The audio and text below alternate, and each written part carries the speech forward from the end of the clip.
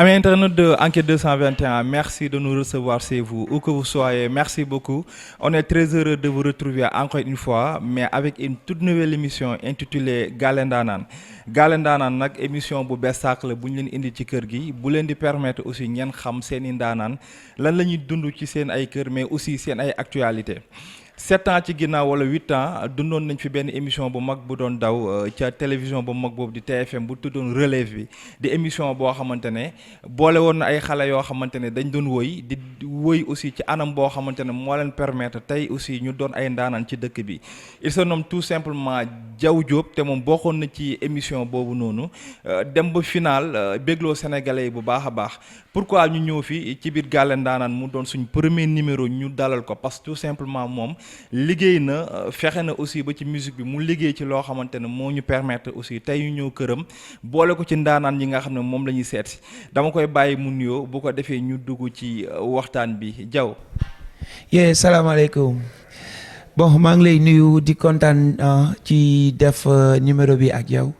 di nuyu ñi ñuy seetaan à travers Enquête 221 donc voilà di leen wax ni Diaw Diop Djity la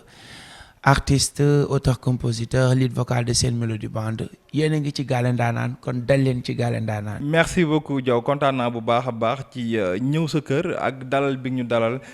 d'ailleurs j'aimerais qu'on retrace le parcours parce que nag mine de rien def nga 7 ans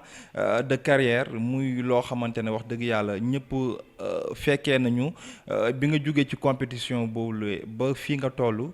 ci ay woy yu neex yi nga xam ne bëggalee nga ñu ko déjà dama bëggoon rek ñu ñëwaat ci parcours bi fan ak fan nga jaar ak au début nan nga def ba imposer ba bokk ci musique sénégalaise. Bon comme ni nga ko waxee bon à mes débuts c'était avec cette compétition sur la TFM relève bi mais bon je peux dire que ni après compétition bi vu que y avait les études j'étais pas carrément dedans parce que def naa compétition bi ba bi ma par demee ba finale après voilà je me suis concentré sur les études parce qu'il fallait terminer les études donc je peux dire que ni c'est en 2018 bi ma paree sama master laay doog a lancé sama première single professionnel mais n'empêche maa ngi doon continuer di jàng mais aussi di continuer di def li nga xamante ni mooy sama passion mais je le faisais en deuxième position quoi donc j'étais pas carrément dedans donc il fallait d'abord décrocher le master su ma paree nag doog a concentré wu ci sama musique carrément donc entre-temps voilà j'ai rejoint l'orchestre de l'université et que voilà fallait monter sama propre orchestre donc doon def de la variété ba bi ma paree après voilà si le grand public ci la ñuy doog a découvrir. Diaw wax nga ko ba tu fais partie quand même des rares artistes yoo xamante ne ñoom à leur début ñooy allier musique bi ak li nga xam ne moom mooy étude bi yow bokkoon nga ci ñi nga xam ne aussi da nga doon jël jàng bi teg ko ci kanam loolu ba da nga doon pousser bu baax a baax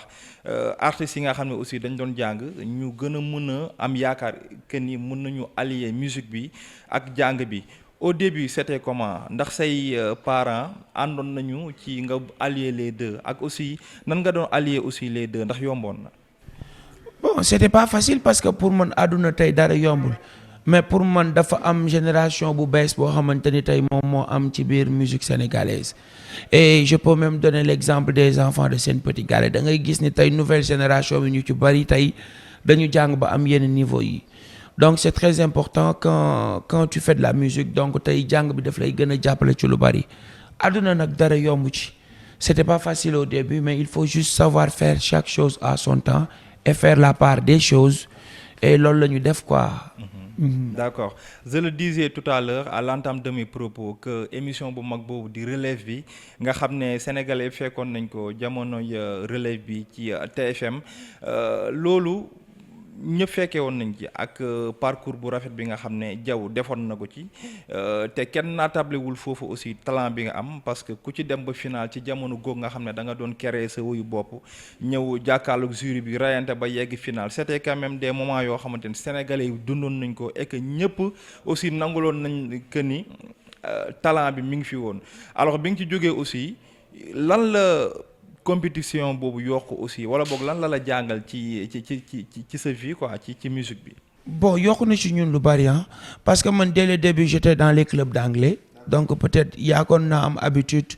di def ay speech ci kanamu élèves yi di toog donc mais compétition bi bon c'était beaucoup plus professionnel ça passait à la télé donc mu amoon ay jury yoo xamante ni c'était des professeurs yoo xamante ni da ngay ñëw way ñu noté la ci justesse noté la ci nga way lu nekk ci gaam ci noté la ci ay techniques yoo xamante ni tey donc loolu jàng nañ ci lu bari et aussi comme ni nga ko waxee ça m'a permis ma commencer di def sama première composition parce que émission bi soit da nga doon def nga nekk artiste numéro 2 maay Thione Seck numéro 2 maay Youssou Ndour numéro 2 maay Ndiaga Mbaye numéro 2 wala nga ñëw def sa yëfu bopp man j'avais choisi de faire freestyle donc chaque prime daf ma doon permettre mooy composer son bu bees ñëw indi ko présenter ko le jury et yàlla da doon def alhamdulilah à chaque fois le jury validé jusqu'en finale donc ça m'a beaucoup forgé et ça m'a donné l'amour de faire du live et voilà moo tax man avant même nit yi di commencer moi je suis un artiste de live et j'ai beaucoup appris et ça m'a beaucoup aidé. D'accord moment boobu nan nga doon dundee succès bi parce que mun naa ne Diaw succès bi du léegi bi mu jëlee carrière boppam le succès bi ñëw mais quand même ci moment boobu aussi bokkoon ngeen aussi ci ay artistes yi nga xam ne comme muy yow di Yacine mi nga xam ne mi ngi nekkoon ci Pape Diouf ak ay artistes yu bari yoo xamante ne ñu ngi fa woon mais moment boobu aussi ñëpp xamoon nañ leen te voilà succès bi ñëwoon na moment boobu nan nga ko doon dundee balaa ngay jël sa carrière bopp quand même. Bon naturellement pour man tey la musique comme j'ai l'habitude de le dire c'est l'expression de mes sentiments man tey en fait je chante pas pour le succès woy ma woon pour nit yi xam ma dama doon woy parce que dama yàgg bëgg musique depuis bi ma nekkee xale lu ma dégg muy passer à la télé rek dama ci topp di woyantu donc man naturellement quand je monte sur scène c'est l'artiste su ma wàccee sur scène c'est la personne simple et voilà donc daaw ma sax bàyyi ci xel teewul di nga génn ñëw école ñu ne la wey gis naa la maay sa supporter number one boobu Facebook moom moo doon dox des fois tu recevais des messages. Ça faisait plaisir mais il faut dire que ni jamono googu aussi saa waay ci jamono googu ak âge yi ngeen amoon di jàll ci télévision bi nga xam ne ñëpp a ko doon seetaan fii ci Sénégal. ci jamono googu yombuloon. non mais ça faisait plaisir mais bon comme li ma la doon wax rek du woon loo xamante ni daan naa ci toog di ci focus carrément. Parce que man le plus important c'était de me concentrer parce que maa ngi nekkoon en classe de terminale donc il fallait décrocher le bac donc dama doon valser su ma ñëwee nag je me fais plaisir je chante mais su ma ci paree damay retourner waat ci kay yi quoi mais bon neexoon na comme tout le monde ouais. ok Diaw damay génn tuuti rek ci émission boobu nga xam ne mënuloon ñàkk ñu jaar ci parce que beaucoup de personnes aussi gis nañ la mais ñu ci bëri aussi bàyyiwuñu woon xel ni que Diaw ci émission boobu la jaaree woon mais comme sama genre yi émission boobu seetaanoon naa ko te d'habitude balaa ma seeti benn ndaanaan damay xoolaat parcours bi parce que dina baax aussi ñoo xam ne que kii jékki-jékkiwul wëy mais dafa am benn parcours bi nga xam ne moo ko permettre tey mu mën a wëy Sénégalais yi déglu ko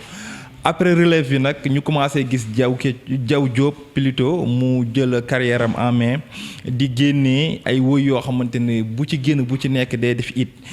tel que Zonzé Sañse luccum bi nga xam ne àdduna ñëpp fecc nañ ko ba ñëw ci li nga xam ne moom mooy wiiri bi nga xam ne dinaa ci ñëw ci kanam tuuti secret bi lan la woon ba heure boo génnee rek mu def carton. Bon alhamdulilah. Peut-être yàlla moo ciy teg loxoom rek et pour man y a pas de secret il faut juste essayer de donner le meilleur de soi-même donc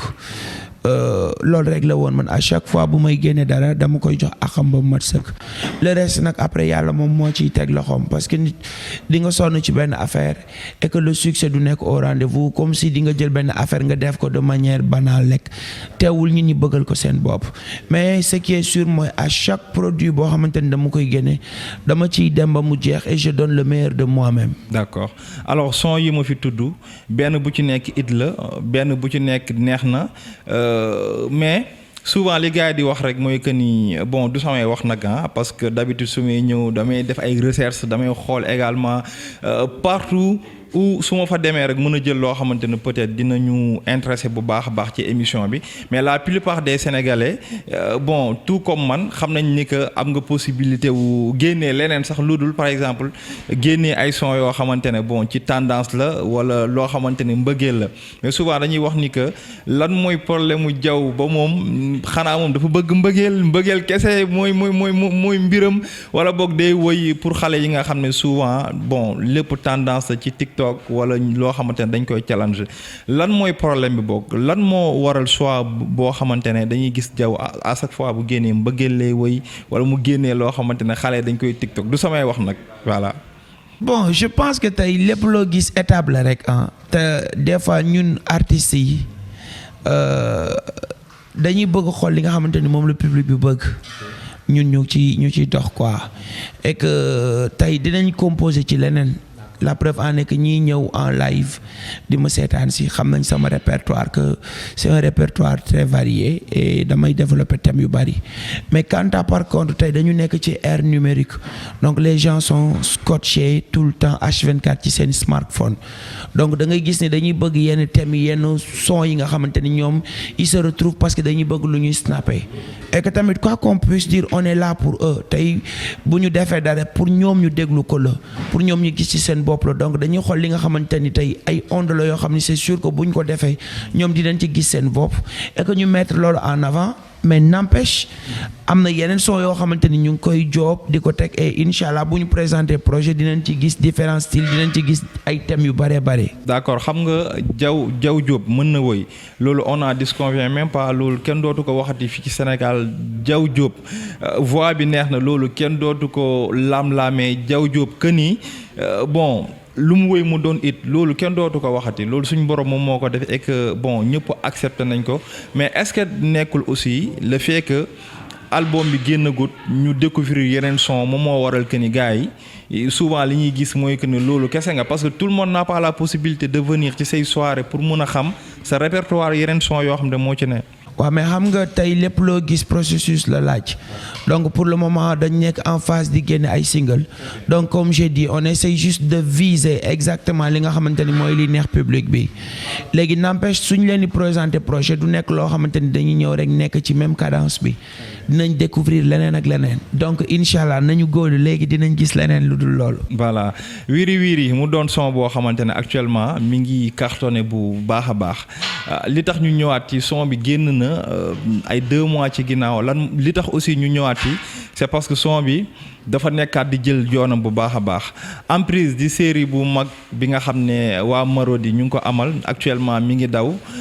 yematul rek ci sénégalais yi ci bëgg giñ bëgg son bi mais ñuy gis ni que ñenn ñi nga xam ne sax ñun ak ñoom bokkuñu nationalité ñu ngi wër son bi ba son bi ñu jël ko uniquement ngir son bi dafa neex tey sa collaboration ak Marodi nan la demee ba ngeen liggéey ci son boobu nga xam ne génnoon na mais ñu jëlaat ko boole ko ci série bu mag boobu nga xam ne dafa international. bon collaboration la boo xamante ni tey voilà par le biais de Just moom mi nga xamante ni mooy def les sons ak yëpp tout ce qui se passe sur les séries en même temps mooy sama beatmaker donc tey voilà moom moo ma defal proposition bi ne ma gars yi dañu bëgg ñu def lii donc bi ñuy lancer série beeg lu mu mën ci doon c'est man maa joué en live ak sama orchestre donc c'est comme ça que ça s'est passé et que voilà ñu def ko Sénégalais yi bëgg ko ak yeneen yoo xamante ni tey ñoom dinañ ko gën a découvrir parce que mu ngi ñëw ci série bi. d'accord mais lu tax ma bëgg ñu taxaw foofu tuuti mooy bon néew na ñu gis collaboration yu mel noonu soit nit ki day ñëw liggéey ak ñoom ci yenn son yoo xamante ne peut-être bon ci ay instrument kese la mais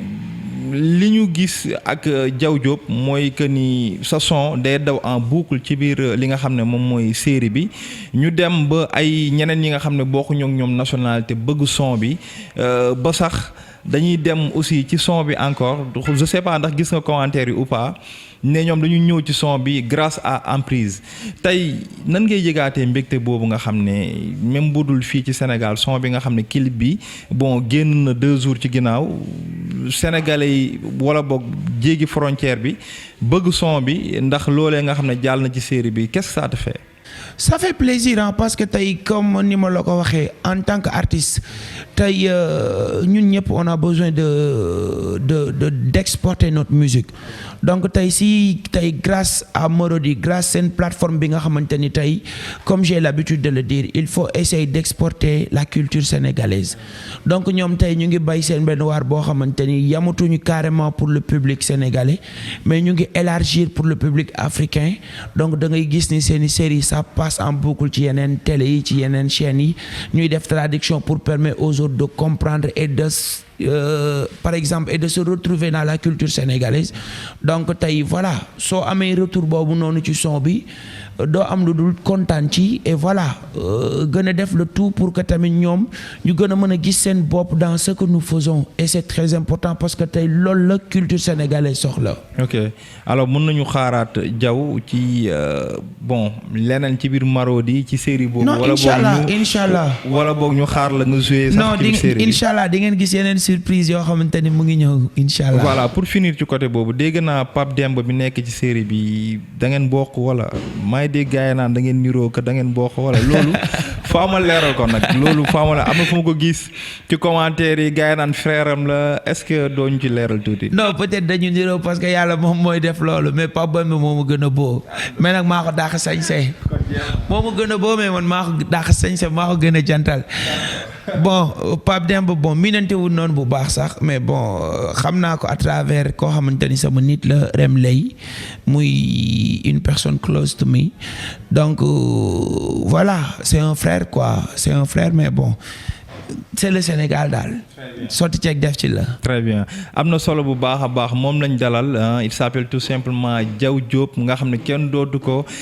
présenté fii ci Sénégal alors damay ñëw ñu dugg ak yow ci benn rubrique boo xamante ne rubrique bi ñoo far la tudd rubrique bi lu ko waral mooy dañu bëgg a permettre ci suñuy internautes yi wala boog suñu ay mbokk journalistes yi nga xam ne ñoom bu ñu sañoon toog sama place pour seen ay questions ñu poser la ko amuñ possibilité boobu moo tax ñu créé rubrique bi nga xam ne moom mooy ñoo far boo ko defee ñoom seen question mën a jàll pour ñu won ne que ñun ak ñoom ñoo far te ci biir émission bi la bokk tout de suite avec la complicité de Mor Kébé ñu ñëw ak yéen ci ñoo far.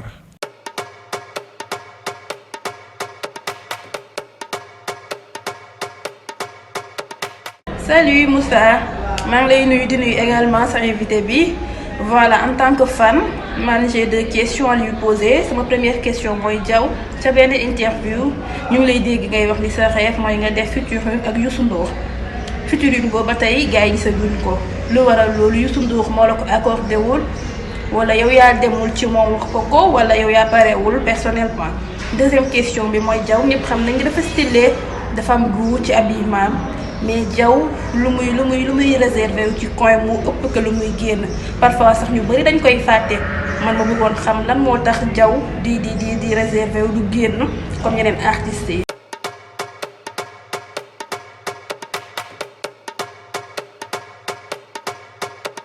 merci beaucoup elle s'appelle Tisha moom mi ngi biir enquête 221 di journaliste di def lu am solo alors mën nañu xaarat aussi yeneen journaliste également bokk ak ñun émission bi bu ñu amee ay invité mun nañ dem Dakar ba suba wala Seneweb wala fépp fu mu munti doon en tout cas jàpp leen ne ñun ñoo bokk liggéey bi te chaque jour dinañ ñëw ci yéen pour ñu partager li nga xam ne moom mooy liggéey bi alors dégg nga bu baax li mu wax première question bi déjà la ñuy njëkk a ñëw mooy loo xamante ne képp kuy artiste fii ci Sénégal moom lay ñaan muy def featuring ak ki nga xam ne moom mooy Youssou Ndour dégg nga li mu wax que ni mosoon na dégg que ni bëggoon nga ko lan moo tax featuring boobu mu yéex moo la ko accordé wul wala lan la. bon d'abord moom question bi neex na ma trop parce que ay questions yu pertinentes la donc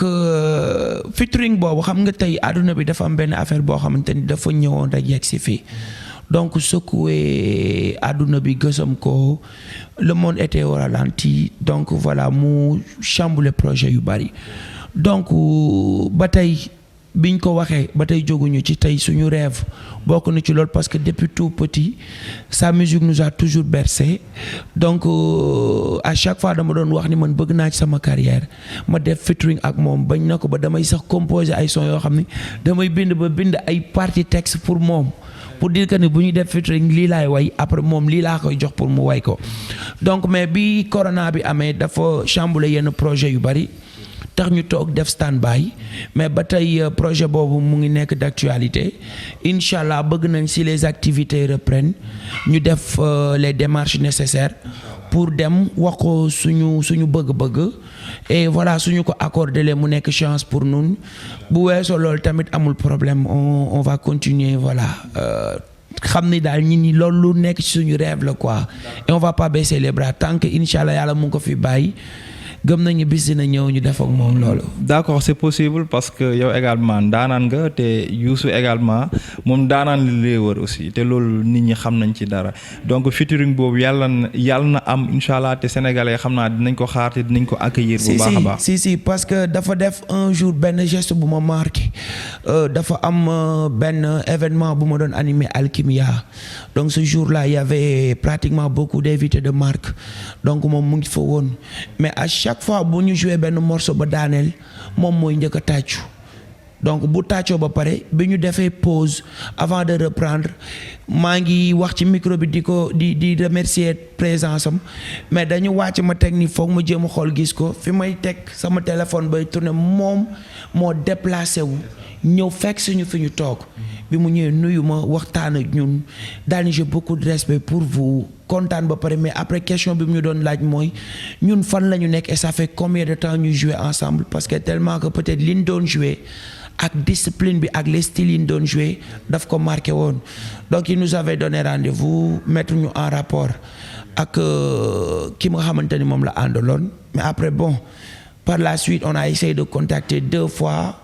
Le gars n'a pas facilité la chose man Chaka pas de souci on passe à autre chose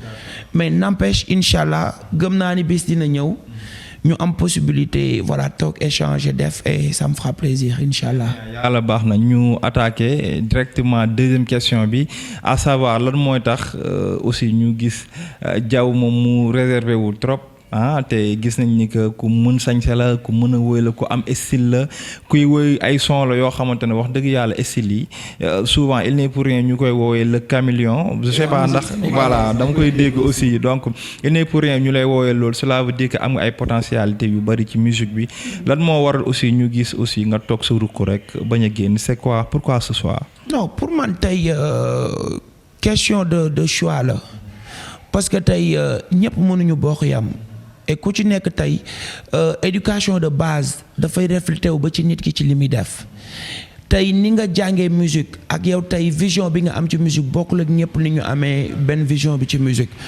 et malheureusement pour nous ñun dañu tombé benn période boo xamante ni lépp dafa jaxasoo tout est chamboulé donc mus naa toog ak benn artiste mu mooy jox exemple mu ni Youssou Ndour tey bu tombé woon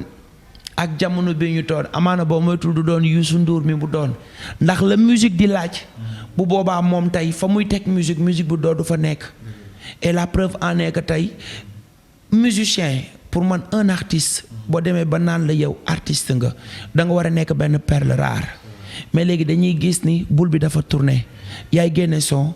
yaay woo nit ñi pour jox leen ko ñu partager ko yaay daw dem wëri ji animateurs yi yaay saraxu nit ñi pour ñu ñëw sa soirée so la artiste doon def pour mu mettre ko en valeur ba nit ki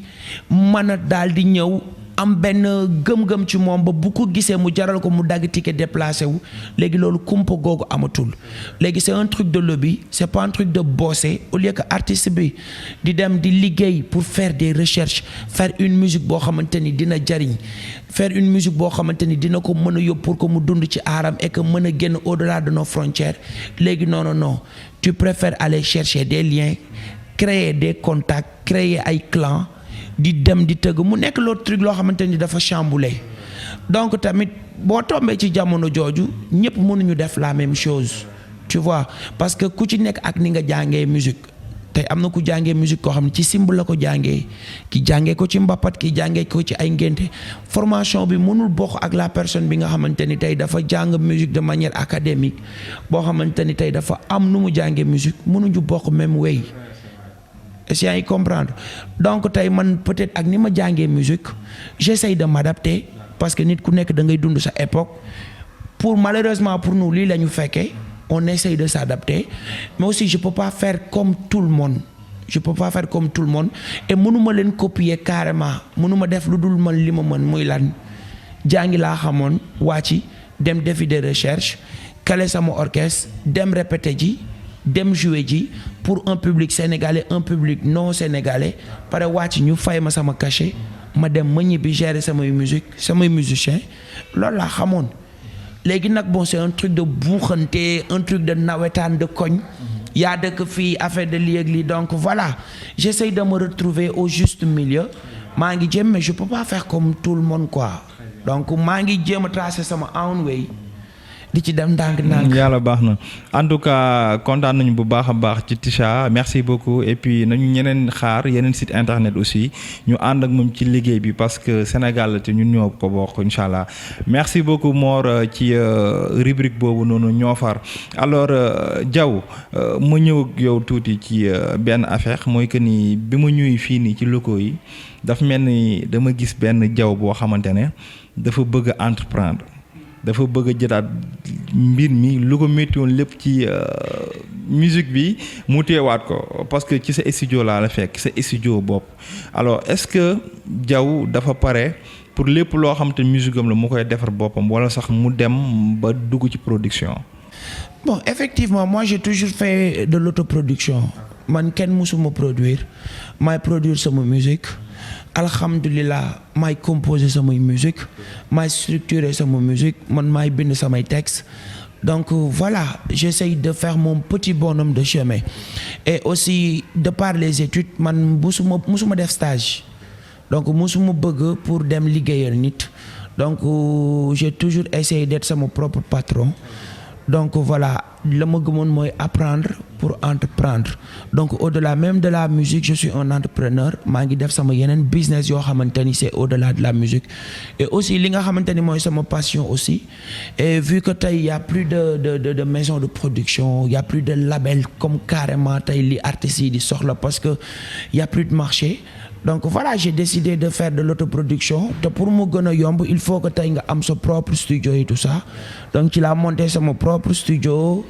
même côté vidéo et tout ça là ñu ngi nekk di équipé wu pour aussi di def suñu voilà propre parce que vidéo. gis nañu ay vidéo bu bees bi nii Wiri Wiri aussi et que c'est une très belle réalisation vraiment mu doon loo xamante ne aussi mu yokk ci sa liggéey c'est vraiment quelque chose boo xamante ne aussi nañ la ci féliciter. si donc voilà là on essaie d'être autonome daal lu ñu gën a mën a autonome pour mu gën a faciliter suñu liggéey ñu mën ko def donc que ça soit muy sama production musicale que ça soit muy sama réalisation de vidéo on est en train de créer benn structure boo xamante ni lépp ñoo koy defar suñu bopp et je suis même en train d'aider mes frères yi nga xamante ni ñu ngi ñëw ci studio bi lépp lu ma mën muy ci côté orientation structuration composé bind texte et tout ça je le fais enregistrer leen ñi ma ci mën a jàppale daal maa ngi koy jéem a def pour donner la chance aux autres peut-être ñun chance bi ñu amuloon pour ñoom ñu am ko. D'accord ñu ngi jéem daal. d'accord am na solo yàlla na ci yàlla teg loxo bu baax a baax alors pour terminer ñu ñëw aussi ci actualité parce que yow ci musique nga ne te li ma lay bëgg a laaj aussi du jiitu déjà li ma la bëgg a njëkk a laaj nii kan gi da nga génnee woon son. kan bi génnee woon son kan bi effectivement. voilà déjà final bi nan nga ko dundee woon. non. émotion bu extraordinaire. parce que gis naa Diaw ci benn télévision bon muy def prestation mais bon contentement bi da ko yóbbee noo xamante ne sax bon da ngay xool benn Diaw xam ni que benn sénégalais la boo xamante ne vraiment da doon wane bu baax a baax mbégte bu nekkoon ci moom te aussi génnee na son aussi ah ce qu'il faut rappeler aussi génnee na son dugg studio génnee son pour Lions yi aussi. d'abord dañu génne son pour Lions yi bi gars yi jëlee final bi. dañu dem louer ay oto yu bari louer ay groupe électrogène monter ay sono def caravane ànd ak nit ñi wër donc pour man tey ñun ñëpp loolu la ñu am parce que tey kan bi leen rek moom nga xamante ni dafa sedd sama xol je peux dire que tey 2022 bi bokk na ci année yi nga xamante ni début bi nuñ ko dundee nii bokk na ci année yi nga xam ne dina ma marqué à vie parce que li ma ci marqué mooy le fait que ñëpp dajaloo nekk benn c'est-à-dire ce jour-là dama sentir un Sénégal boo xamante ni y avait pas de méchanceté parce que tey nous sommes un peuple boo xamante ni yàlla daf ñu dimbali ci lu bari mais malheureusement na ma yàlla baal dañu am benn genre cat bu sew nous sommes violents verbalement ñenn ci Sénégalais yi pas tout le monde tey sénégalais du ñu jamante du ñu rayante wala dara mais mën nañ waxante wax yoo xamante ni tey buñ la ko waxee doo bëgg lu dul dugg ci suuf c'est-à-dire on a commencé à cultiver cette culture de méchanceté envers nous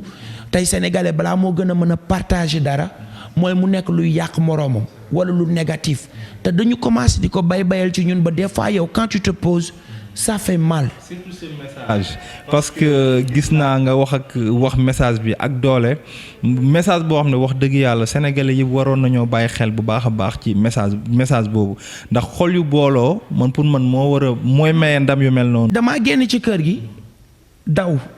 génn dajeeg nit songu ko xamuma ko mais ci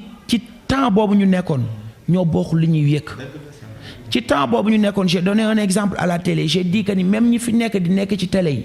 di def ay cas wala ñuy saaga diw xam nga pour le moment tey ñoom bu ñu defee live le président def live les Sénégalais vont préférer aller écouter le gars qui raconte des bobards mais ci temps boobu ku ci génnoon ci ñoom di def live nit ñi duñ la faale parce que boobu c'était le Sénégal uni dafa am lu ñu bokkoon c'était l'amour c'était l'émotion c'était le désir de tout un peuple benn fraternité ñëpp bëggante parce que ñoo bokkoon benn objectif donc ce jour-là mënoo sax comprendre joie bi ma amoon et dama amoon benn gëm-gëm muy lan man pour man nit ki il faut tout le temps que ngay am benn esprit bu positif man au lieu de chanter les lions dama génne benn son bu intitulé coupe baa ngi ñëw donc depuis le début dama commencé di woy coupe baa ngi ñëw à chaque fois mu dugal vidéo bi coupe baa ngi ñëw da ngay dugg ci Instagram di nga gis ñu la taggal ne la bul nu wala lii bul la mais ma am yaqin ba bi ñu dem série penalty fii lañ ko seetaanee je dis coupe baa ngi ñëw donc bu ñu defee loolu yàlla def coupe bi ñëw mënoo xam contentement bi ma amoon et franchement ba tey chaque jour dafay dugg di seetaan série penalty bi bu ñu dugalaatee ma kontaanaat célébrer waat donc franchement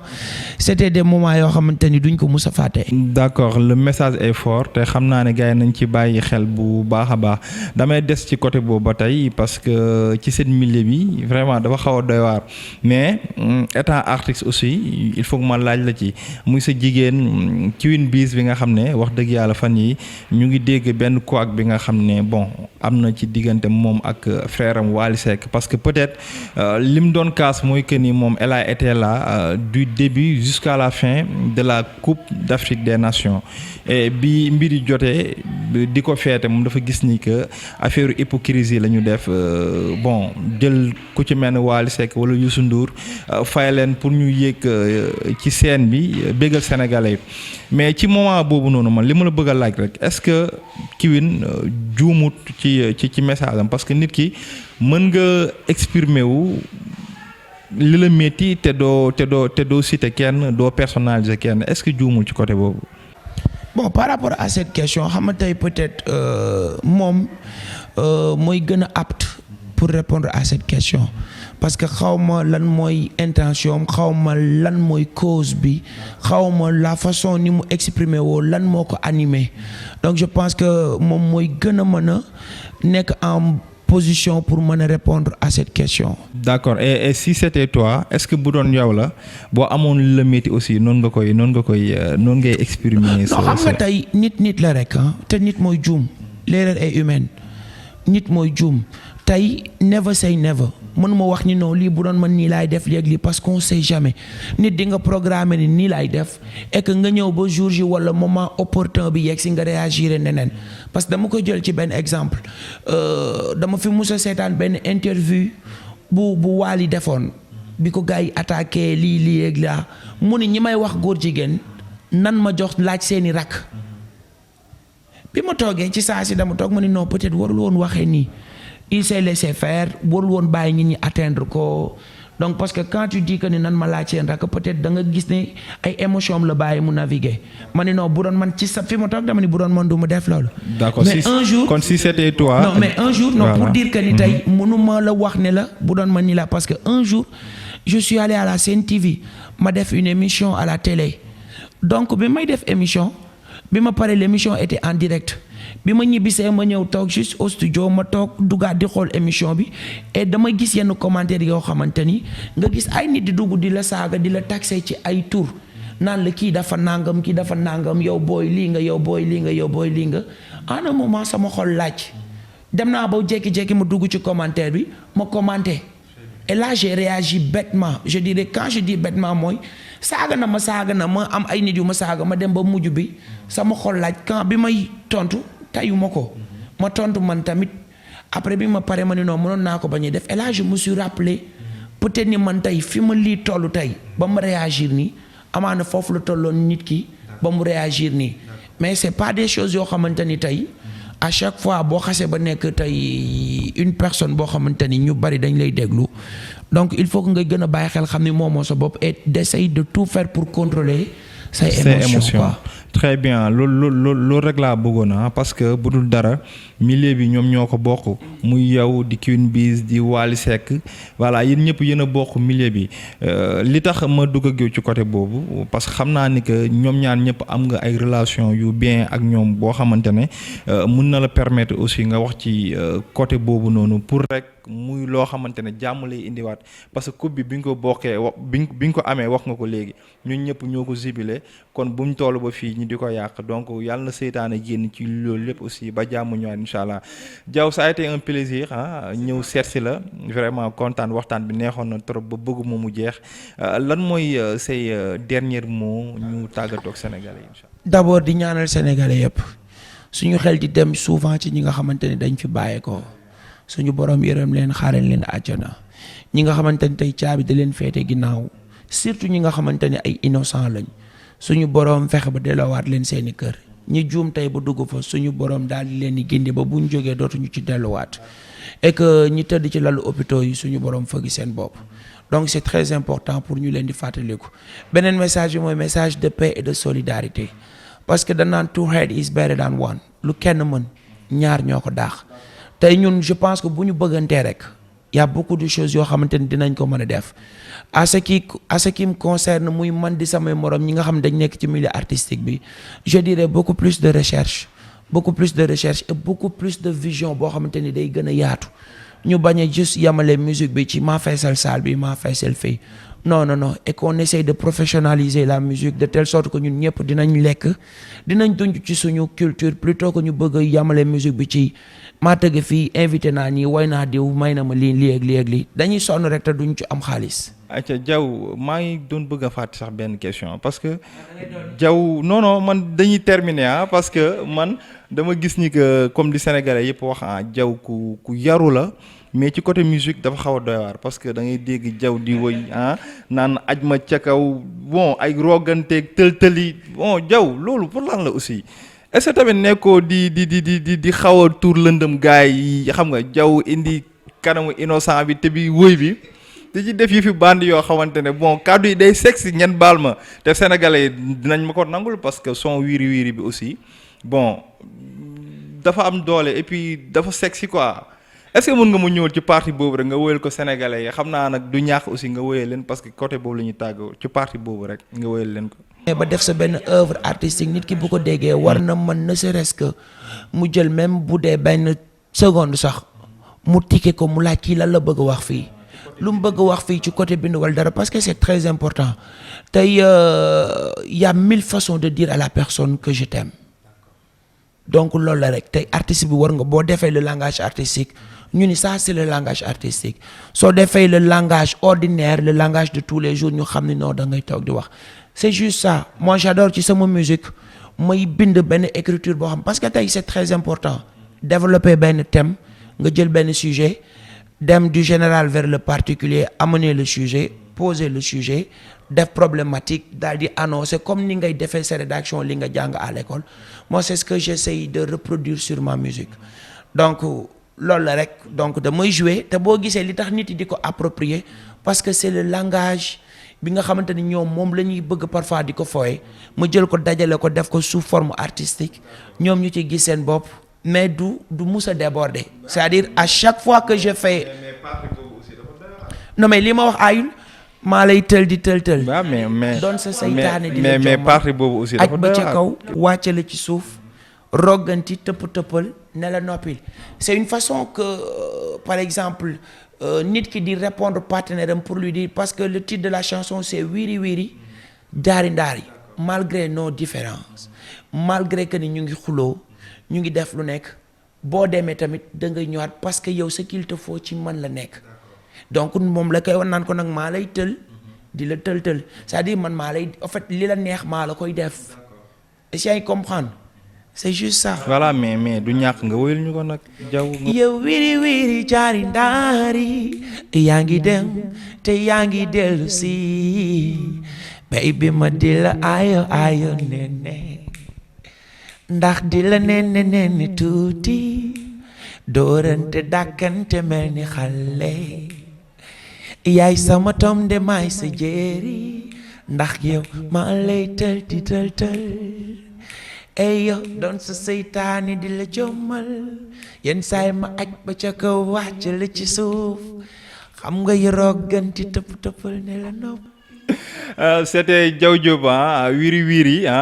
signé Diaw Diop muy woy boo xam ne wax dëgg yàlla actuellement mi ngi cartonné te jéggi na sax frontières yi en tout cas ñu koy ñaanal jàmm bu baax a baax carrière bi gën a sori mu dem ba raw Youssou Ndour pourquoi pas parce que nag il a du talent mën na solo aussi mën na li nga xam ne moom la xale yi bëgg pour imposer sa bopp ci kaw seen en tout cas kontaan nañu bu baax a baax ci Diaw kontaan nañu nga dalal ñu sa kër et puis man boog mbégte la ci ma dalal la aussi ci premier numéro bi ci suñu émission bi nga xam ne moom mooy Galle Ndaanaan. c'est partagé et voilà kontaan naa man aussi trop ci dalal leen et je salue le travail parce que bu dul dara ça fait plaisir tey booy def interview ak ay nit nga gis ne dem nañ defi ay recherche ci yow et que li ñuy def tâtonné wuñ ko c'est très important parce que tey loolu lañ soxla comme j'ai dit rek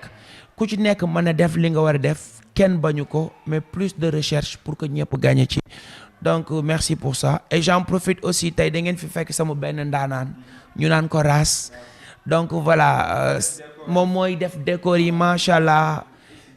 donc voilà lépp loo xamante ni dama koy liggéey damay am plaisir ci di ko woo mu nekk koo xamante ni bëgg na li muy def am na jom et il est très correct ci li nga xamante ni moom lay liggéey donc ngeen fekk ko fi mu ànd ak équipe am nekk un jeune ba pare di entreprendre créer entreprise am tey loolu lañ soxla comme j'ai l'habitude de le dire ci sama yeneen son yi ma ne 20 at ak lu topp ba tey mënuloo sa bopp qui es-tu wërsëg yàlla moo koy def mais le plus important tant que yàlla mu ngi lay may wér-gu-yaram may la xel tey ku ci nekk dafa war a gëm ni waroo toog di xaar ndax lii avancé loo réew mi ci yow mi lay tàmbalee donc je le salue di ko encourager ci li muy def di wax ni ñu mel ni ñoom la ñu soxla Diaw Diop la woon di kontaan na one love. merci beaucoup Diaw merci beaucoup à Mor Kébé caméraman bi nga xam ne c'est l'infatigable te lu montéwul également baaxul merci beaucoup may bëgge bu baax a baax un frère il s'appelle tout simplement Mbaye Thiago borom parisien shop maa ngi kontaan ci moom bu baax a baax mon frère fi nga ko teg foofu la merci beaucoup et à la prochaine.